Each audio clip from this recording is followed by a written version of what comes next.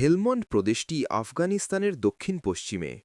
এই মুহূর্তে মধ্যাহ্নের ধূসর আকাশে একটি মার্কিন AH-64 অ্যাপাচে হেলিকপ্টার চক্কর মারছে। জারদাদ জানে এইসব খতরনাক গানশেপ হেলিকপ্টার অতর্কিতে গোত্তা খেয়ে নিচে নেমে এসে মেশিনগন থেকে বেসুমার গুলি করতে থাকে। জারদাদের ঠিক সামনেই গভীর খাদ। বড় একটি পাথরের আড়ালে উবু হয়েছিল সে। জায়গাটি উঁচু একটি পাহাড়ের চূড়ার ঠিক নিচে। হেলিকপ্টারের রোটারের যান্ত্রিক আওয়াজ শুনে উত্তেজিত হয়ে পড়েছিল জারদাদ। তার ২২ বছর বয়সী হৃৎপিণ্ড ধকধক করছিল। চোখের পলকে গড়িয়ে পাশের বুনো ঝোপের আড়াল চলে যায় সে। শীত প্রায় শেষ। ঝোপের ওপর তুষারের মিহি কণা ছড়িয়েছিল। তার ওপর শুভ্র তুষারকণা ঝরে পড়ে। জারদাদের হাতে একটি সোভিয়েট নির্মিত SVD ড্রাগনভ স্নাইপার রাইফেল। রাইফেলটির উপরেও সাদা তুষার ঝরে। জারদাদের চোখ ধূসর আকাশে। হেলিকপ্টারটা খুঁজছে। গত সপ্তাহে একটি মার্কিন গানশিপ হেলিকপ্টার থেকে গুলি চালিয়ে দুশমনরা বাগরান জেলার ২৭ জন নিরীহ আফগান নারী পুরুষ হত্যা করেছে। সে কথা মনে পড়তেই জারদাদের তাগড়া শরীরে রক্তস্রোত চঞ্চল হয়ে ওঠে। রাইফেলের ঠান্ডা ট্রিগারে ডান হাতের তর্জনী রেখে সে ভাবল, যদি গুলি করে ওই হেলিকপ্টার ধ্বংস করতে পারে তো ওস্তাদ দৌলত গুল খুশি হবেন। জারদাদ রাইফেলের টেলিস্কোপিক সাইটে চোখ রাখে। ক্রস চিহ্নের মাঝখানে আবঝা হেলিকপ্টারটি স্থির। ফুয়েল ট্যাঙ্ক বরাবর গুলি লাগাতে পারলে হেলিকপ্টারে আগুন ধরে যাওয়ার সম্ভাবনা আছে। তবে এত দূর থেকে ফুয়েল ট্যাঙ্ক সই করে গুলি করা মুশকিল। রাইফেলের শট মিস হলেই সর্বনাশ। ১০ মিনিটের মধ্যেই ভয়াবহ বিমান হামলা শুরু হবে। দুশমনদের কমিউনিকেশন সিস্টেম বিদ্যুতের গতিকেও হার মানায়। একটা স্ট্রেঞ্জার রকেট লঞ্চার হলে হেলিকপ্টার গানশিপটাকে ধ্বংস করা যেত। স্ট্রেঞ্জার রকেট লঞ্চার ফরিদুনের কাছে আছে। কেবলমাত্র সেমি অটোমেটিক স্নাইপার রাইফেল সম্বল করে কাল থেকে পাহাড়ের এদিকটাই নজর রাখছে জারদাদ। হেলিকপ্টার ক্রস চিহ্ন থেকে মিলিয়ে যাচ্ছে। দ্রুত টেলিস্কোপিক সাইট থেকে চোখ সরিয়ে নিল জারদাদ। ক্রমশ দিগন্তের দিকে মিলিয়ে যাচ্ছে হেলিকপ্টার। হয়তো রেকি করতে এসেছিল, এখন ফিরে যাচ্ছে। কদিন ধরে শোনা যাচ্ছে মার্কিন ট্যাঙ্ক বহর উপত্যকায় প্রবেশ করবে। জারদাদকে হতাশা গ্রাস করে। সে আকাশের দিকে তাকায়। ধূসর আকাশে হেলিকপ্টারের চিহ্ন নেই। এলোমেলো বাতাস বইছে। সে অস্থির বাতাস পিছনের পাহাড়ে আছড়ে পড়ছে। জারদাদ ক্রল করে সতর্ক ভঙ্গিতে পিছিয়ে যেতে থাকে। বাতাসের ঝামটায় ওর মাথায় পাকুল গোল উলের টুপি পড়ে যায়। দ্রুত ওটা পড়ে নেয়। জারদাদের পরনে ঘিয়ে রঙের সালোয়ার কামিজ। তাতে তুষারের কণা লেপ্টে আছে। গতকাল থেকে উপত্যকার ওপর লক্ষ্য রাখছে। ওস্তাদকে রিপোর্ট করার সময় হয়েছে। পিছনে একটি গুহামুখ। গুহামুখের সামনে ছড়ানো ছিটানো বড় বড় পাথর। তারপরে রুক্ষ খাঁড়ি।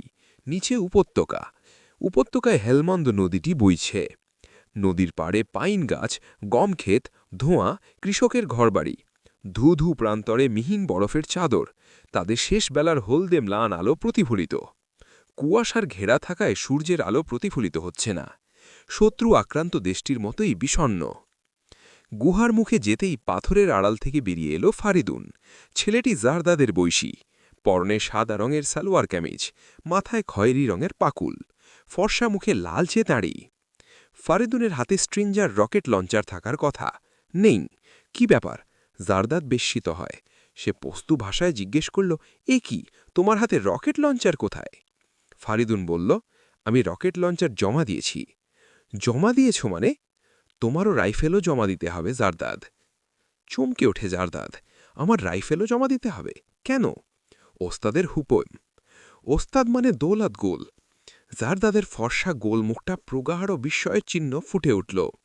ফারিদুন বলল, এসো, আমার সঙ্গে বলছি, বলে ঘুরে দাঁড়ায় সে।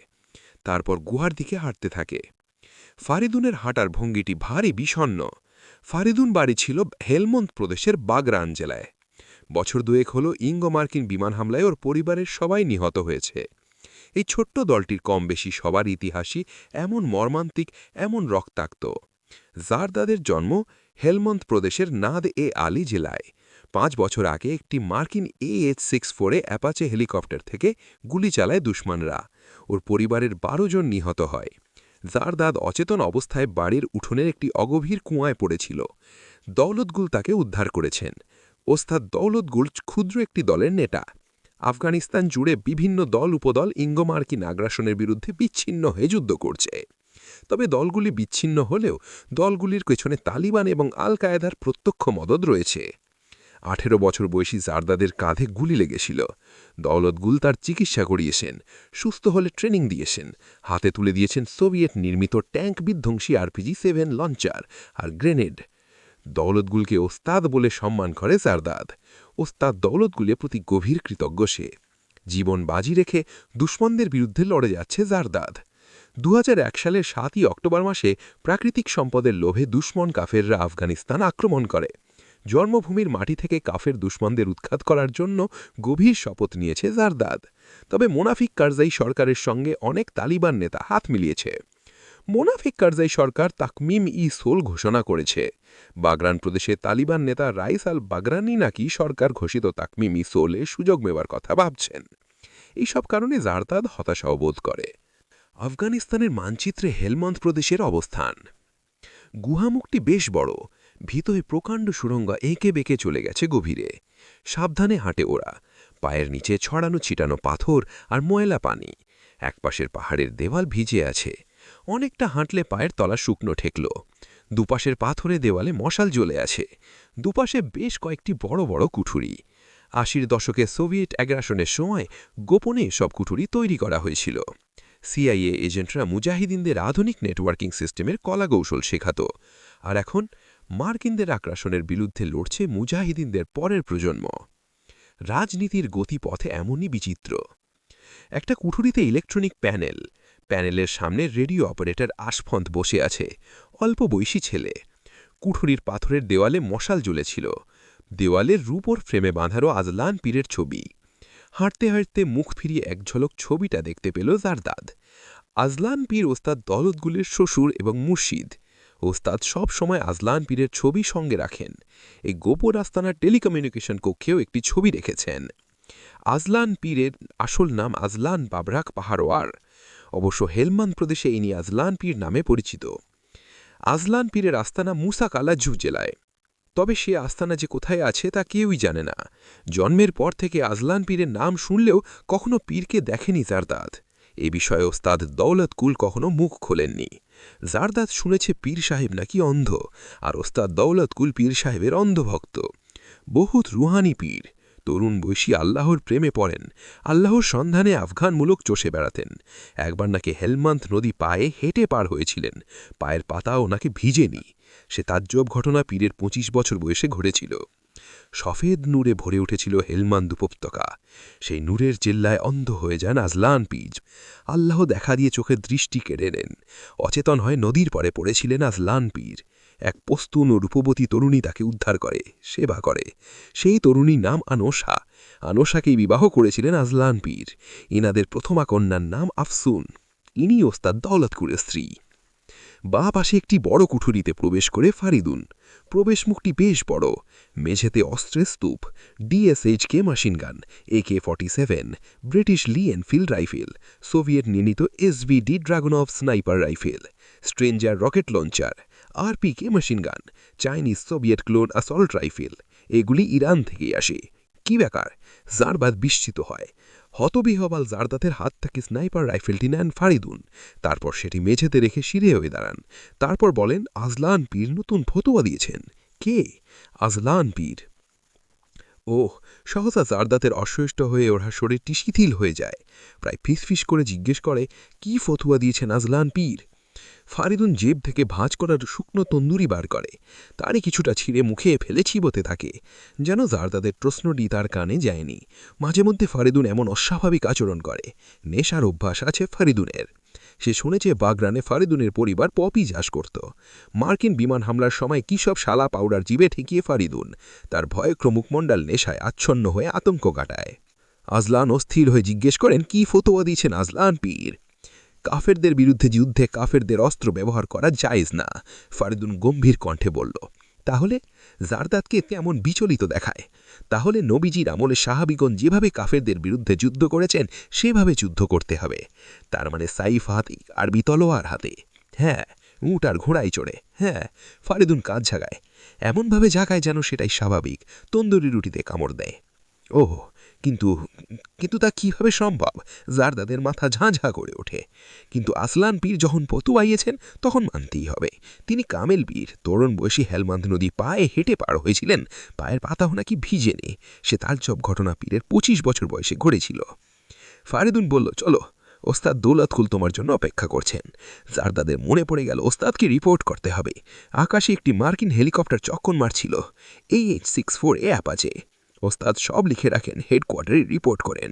একটা যুদ্ধ চলছে। কুঠুরি থেকে বেরিয়ে আসে ওরা। পাথরের করিডোরে দুপাশে দেওয়ালে মশাল জ্বলেছিল। ওরা পাশাপাশি হাঁটে, দুজনের পায়ে বুট জুতো। পাথরের ওপর পায়ের শব্দ ওঠে। সে শব্দ সুড়ঙ্গ পথে বহু দূর সরিয়ে পড়ে। চক দিয়ে দেওয়ালের গায়ে পস্তু ভাষায় লেখা, বুশমধ্য চাল, কারজাই মোনাফিক। জায়গাটি সালফারের গন্ধে জারদাতের ঘোর লাগে। কেন যেন মনে হচ্ছে জীবনের শেষ ক্রান্তে পৌঁছে গেছি। হেলমন্দ উপত্যকায় মার্কিন ট্যাঙ্ক পহর প্রবেশ করবে। তলোয়ার উঁচিয়ে ওদের ঠেকানো যাবে না। আল্লাহ যখন কপালে মৌত রেখেছেন, তখন আর কি করা? আব্বা আম্মা পরকালে চলে গেছেন। মৃত্যুর পর তাদের সঙ্গে কি আল্লাহ দেখা করিয়ে দেবেন? ডান পাশে বড় একটা প্রবেশপথ।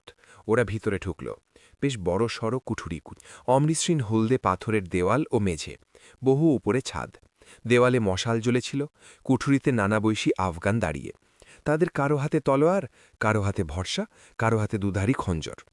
কুঠুরির মাঝখানে বড় একটি হলুদ রঙের চৌকো পাথর। তার ওপর বসে আছেন দৌলতগুল, বলিষ্ঠ গড়নের মধ্যবয়সী পুরুষ, প্রায় ৬ ফুটের মতো লম্বা, ফর্সা মুখে ঘন কুচকুচে কালো দাড়ি, মাথায় কালো রঙের উলের পাকুল, সাদা রঙের সালোয়ার কামিজ পরে আছেন। কামিজের ওপর কালো রঙের চাপান, পায়ে বাদামি রঙের বুটজুতা। যুদ্ধের আগে এসান আমান মাদ্রাসায় পড়াতেন ওস্তাদ দৌলতকুল। মাদ্রাসাটি লাস্কারগাহ হেলমন্ড প্রদেশের রাজধানী। দৌলতগুলের আকর্ষণ গভীর। তালেবান যোদ্ধারা গভীর সম্মান করে তাকে। দৌলতগুলের পাশে বড় পাথরের গায়ে কতগুলি সাইফ, ভরসা, কারো হাতে খঞ্জর, ঠেস দিয়ে রাখা। জারদাতের দিকে তাকালেন দৌলতগুল। তার কাছে যেতে ইশারা করলেন। জারদাত পা বাড়ায়। তার বুক ঢিপঢিপ করে। ওস্তাদের সামনে এলে স্বস্তিবোধ করে না, যদিও গভীর স্নেহ করেন ওস্তাদ। জারদাত কাছে যেতেই ফিসফিস করে দৌলতগুল বললেন, এতদিন আমরা ভুল করেছি রে জারদাত। নবীজির আমলে সাহাবিগণ যেভাবে যুদ্ধ করেছেন, সেভাবে যুদ্ধ করা সহি। তাহলে বিজয় সম্ভব। জারদাত মাথা নাড়ে। আজলান পীর কি আর মিথ্যে বলতে পারেন? জারদাত মাথা নাড়ে। তাহলে বলে কাফেরদের বিরুদ্ধে যুদ্ধে কাফেরদের অস্ত্র ব্যবহার করা জায়েজ না বলে দৌলতগুল ঝুঁকে একটি তরবারি তুলে নিলেন। তারপর তরবারিটি জারদাদের দিকে বাড়িয়ে বললেন, ধর জারদাদ, এই মোহাদ্দাবাদ দিয়ে কাফের হত্যা করবি। তরবারিটি নিতে নিতে কেঁপে উঠল জারদাদ। বাঁকানো ভারী তলোয়ার, ৫ ফুটের কম হবে না, বেশ পুরনো, কালচে ধাতব বাটটি কারুকাজ করা, তাতে ছোট ছোট ইয়াসম পাথর বসানো। তরবারিটি হাতে নিয়ে অস্বস্তি বোধ করে জারদাদ। দৌলতগুল বললেন, আজ কাফের মুনাফিকদের বিরুদ্ধে যুদ্ধের ময়দানে ফয়সালা হবে। ফিরিস্তারা আজ আমাদের পাশাপাশি কর রে। জারদাদ শিউরে উঠল। রেডিও অপারেটর আশফান্ত প্রায় ছুটতে ছুটতে কুঠুরিতে ঢুকল। দৌলতগুলের কানে কানে কি বলল আশফান্ত? দৌলতগুলের ফর্সা মুখটি রক্তাভ হয়ে উঠল। তিনি উঠে দাঁড়ালেন, বললেন, কাফেরদের ট্যাঙ্ক পহর হেলমন্দ উপত্যকায় প্রবেশ করেছে। কুঠুরিতে মৃদু গুঞ্জন ছড়িয়ে যায়। দৌলতগুল ঝুঁকে একটি মুহাদ্দাবাদ তুলে নিলেন হাতে। তারপর অস্ত্রটি শূন্যে ঘুরিয়ে হুঙ্কার দিলেন, আল্লাহু আকবার, আল্লাহু আকবার। কুঠুরিটি কেঁপে উঠল। দৌলতগুল ধীর দ্রুত পদক্ষেপে কুঠুরি থেকে বেরিয়ে যেতে থাকেন। তলবারি হাতে এক এক করে সবাই তাকে অনুসরণ করে। জারদাত ভিড়ের মধ্যে মিশে যায়। ভিতরে ভিতরে কম্পন টের পায় সে। হেলিকপ্টারের কথা মনে পড়ে গেল। যা, ওস্তাদকে সে কথা বলা হলো না। বাঁ পাশে সুড়ঙ্গ, ঢালু আঁকামাকা করিডোরে কিছু দূর হাঁটলে আরেকটি গুহামুখ। দেওয়ালে অনেকগুলি RPG-7 লঞ্চার আর গ্রেনেড। এসব সোভিয়েত নির্মিত portable shoulder launched anti tank rocket propel গ্রেনেডগুলি ট্যাঙ্ক ধ্বংস করার জন্য খুবই কার্যকরী। যদিও কাফিরদের ট্যাঙ্কবহর হেলমন্ড উপত্যকায় প্রবেশ করেছে, কিন্তু এইসব লঞ্চার আর গ্রেনেড আর কাজে লাগবে না। জারদাত দীর্ঘশ্বাস ফেলল। কাফেরদের বিরুদ্ধে যুদ্ধ করতে হবে নবীর আমলের মতো। কিন্তু আজলান পীর এমন ফতোয়া দিলেন কেন? একবার নাকি আজলান পীর হেলমন্দ নদীতে হেঁটে পার হয়েছিলেন, পায়ের পাতাও নাকি ভেজেনি। কথা কি সত্য? কারো পক্ষে কি হেঁটে নদী পার হওয়া সম্ভব? না, আজলান পীরের নামে এসব মিথ্যে কথা সচেতনভাবে ছড়ানো হয়েছে। আসন্ন মৃত্যুর আগে জারদাদ যেন বুঝতে পারে এই সব আজলান পীররা তার মাতৃভূমিকে দীর্ঘকাল ধরে মৃত করে রেখেছে, আর মৃতদের দেশে সবই সম্ভব। ভিনদেশি সামরিক শক্তি ছিঁড়েছ করে খাচ্ছে। শেষ শীতের অপরাহ্নের মরাটে আলো ছড়িয়ে আছে। রুক্ষ পাথরের চাতালের উপর কতগুলি উঁট আর ঘোড়া, কয়েকজন তালেবান যোদ্ধা উঁটের রশি আর ঘোড়ার লাগাম ধরে দাঁড়িয়েছিল। এদের প্রত্যেকের হাতেই তলোয়ার, ভরসা আর খঞ্জর, অথচ গতকাল অবধি এদের হাতে AK-47 ছিল। দৌলতকুল লাগাম ধরে একটা ঘোড়া পরীক্ষা করে দেখছেন। ঘোড়াটি সাদা রঙের, নধর, হৃষ্টপুষ্ট। সন্তুষ্ট হয়ে ঘোড়াটির ওপর ক্ষিপ্র ভঙ্গিতে চড়ে বসলেন তিনি। ঘোড়াটি চিহি করে ডেকে উঠল। একটি উঁট গা ঝাড়া দিয়ে উঠে দাঁড়িয়েছে। ফারিদুন সেই উঁটের ওপর বসেছে। ফারিদুনের হাতে একটা দুধারী আরবি খঞ্জর, বাঁটটি হাতির দাঁতের। ছোট দীর্ঘশ্বাস ফেলে একটি খয়েরি রঙের ঘোড়ার ওপর সাওয়ার হল জারদাদ। প্রশস্ত প্রস্তর সংকুল পার্বত্য ঢালু হয়ে পাকদণ্ডির পথটি উপত্যকায় নেমে গেছে। দৌলতকুল সবার আগে তলোয়ার উঁচিয়ে নধর ক্রান্তি অশ্বের ওপর বসে ধীরে ধীরে নেমে যাচ্ছেন। অন্যান্যরা সারিবদ্ধ হয়ে থাকে, অনুসরণ করতে থাকে। কেউ বা উঠে, কেউ বা ঘোড়ায়। অশ্বক্ষরধ্বনি শোনা যাচ্ছে। নিজে হেলমন্দ উপত্যকায় শোঁ শোঁ বাতাস বইছে। উপত্যকার বুক চিরে হেলমন্দ নদীটি বইছে। অবশ্য এই শীতে শীর্ণ হয়ে আছে। নদীর দুতীরে বিস্তীর্ণ গমের ক্ষেত আর পাইন গাছের সারি। দুধু প্রান্তরে মিহিন বরফের চাদর, তাতে শেষবেলার হলদে ম্লান আলো প্রতিফলিত হচ্ছে। দূরে ধূসর পাহাড়, পাহাড়ের গায়ে ক্ষতবিক্ষত দণ্ডায়মান বুদ্ধ মূর্তি। শত চেষ্টা করেও তার চোখ দুটির ক্ষতি করা যায়নি। বুদ্ধ একটি অদ্ভুত দৃশ্য দেখছেন। হেলমন্দ উপত্যকায় পশ্চিম দিক থেকে ইঙ্গো মার্কিন ট্যাঙ্ক বহর প্রবেশ করেছে। সেই বহরে রয়েছে US MiG-60A3 এবং ব্রিটিশ চ্যালেঞ্জার 2 ট্যাঙ্কের ভীতিকর সমাবেশ। সমস্ত প্রতিরোধ ও অত্যাধুনিক সমরাস্ত্রের তোপে ছিন্ন ভিন্ন হয়ে যাবার কথা।